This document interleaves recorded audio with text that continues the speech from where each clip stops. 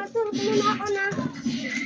Wala ka na nga ginawa, hindi ka na nga nakakatulong sa akin, tapos matutulog ka na naman. Natulungan ako sa trabaho, sa gawaing bahay dito. Matutulog ka, tapos pagkagising mo, gagala-gala ka sa mga kaibigan mo. Ganyan mo. Minsan lang ako matulog eh. Araw-araw mga ginagawa ko eh. Lagi mo sinasabi na matutulog ka. Yun ang post natin. Ano ba naman yan, ma? Ay nako, ito ang gagawin mo ha. Matikas ang ulo mo. Sipakin mo na lang yung kahoy isa-isa. Bahala ka dyan.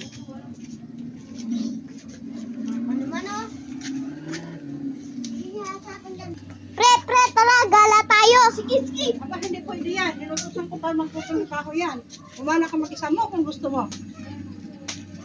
Sige, tita. Baway na, tita.